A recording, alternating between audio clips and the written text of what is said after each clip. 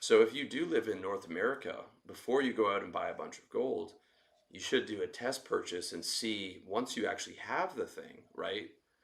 Which he sold to you at spot, go back and try and sell that back to him or some of the other dealers and see if they're trying to hustle you and hold firm at, 5, 10, 15, 20% below spot, because then you know that buying gold in that manner in your city is probably not the best way to do it. And even though you might feel safer with self custody, you don't want to be in a position where you've got to go to another state to get the proper price, or even in another state, that's next to you, you might not be able to get that. So that's something you should know.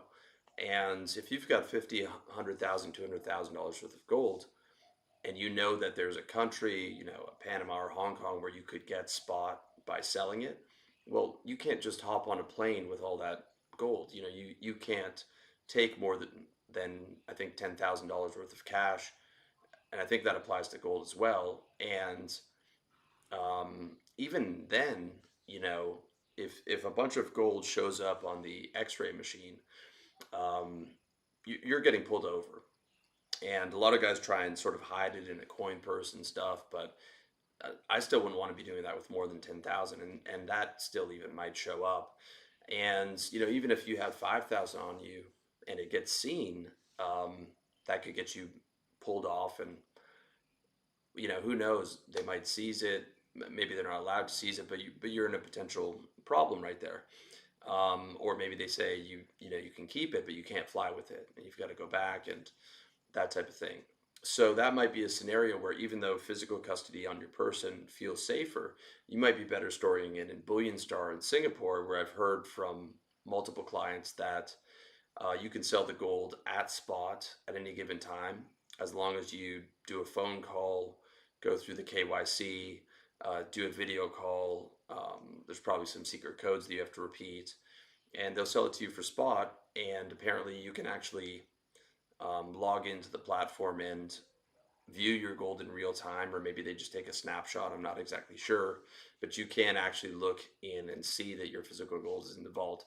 Now you're taking them on their word. That could surely be manipulated at some point, but they have a pretty good reputation, and I know guys that use the service. Um, so you need to know, can you sell this thing for spot in your local area if you're planning on it? If not, you might want to store it in some type of facility in a safe country where you can make that call.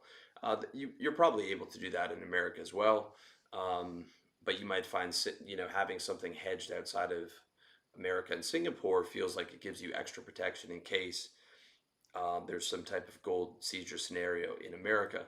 With that being said, you are going to most likely have to KYC in Singapore.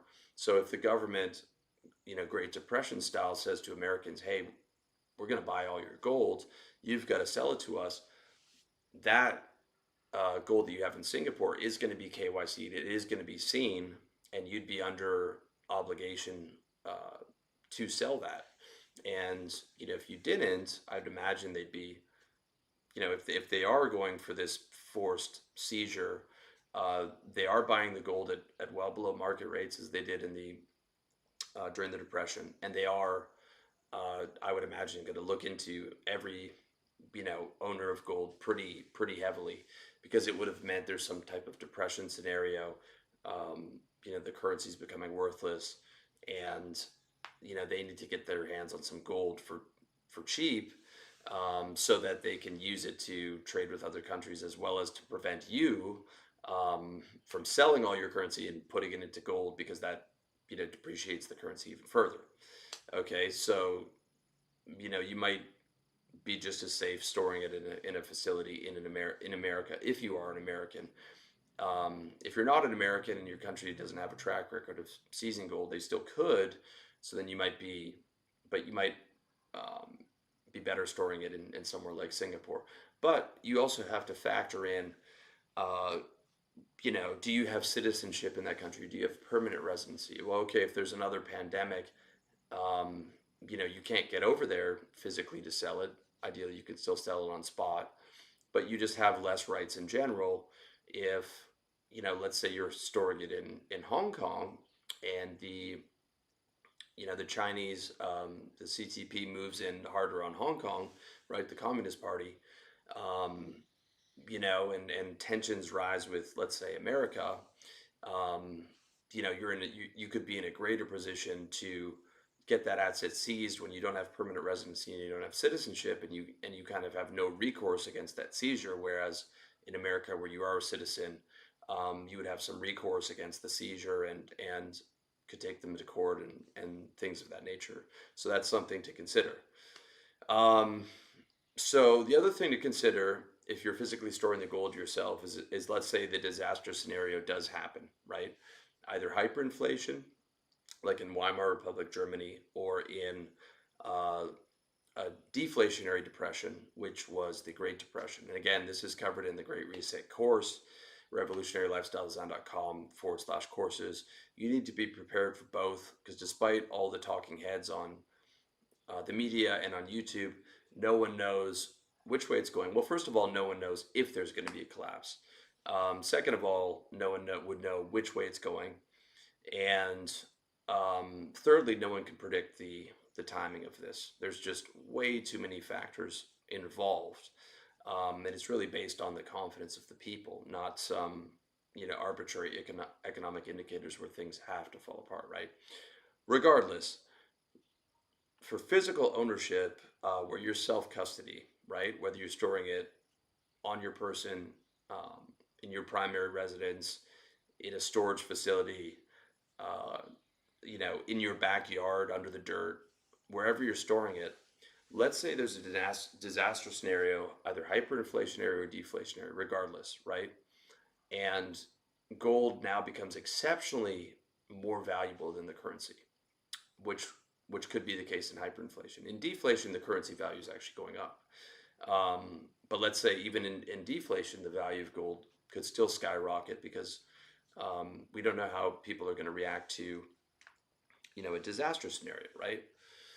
And in hyperinflation, as the currency is becoming worthless and gold is 100xing or whatever it did in the past, or would do in this future scenario, um, you've got a lot of people that are struggling. In deflationary depression, the currency might be going up, but people have lost their jobs, they've lost their businesses, they've lost their homes as the economy's collapsed. So they're struggling as well. And let's say in either case, you know, gold did its moonshot. It was finally unsuppressed, as gold guys have been saying forever, that it's being artificially suppressed and using paper to push down the actual price of real gold, which may or may not be true. Um, but they make a good argument for it. Well, all of a sudden you have something of tremendous value, and then in hyperinflation, the currency has like very little value. In deflationary depression, you've still got a ton of poor, starving people.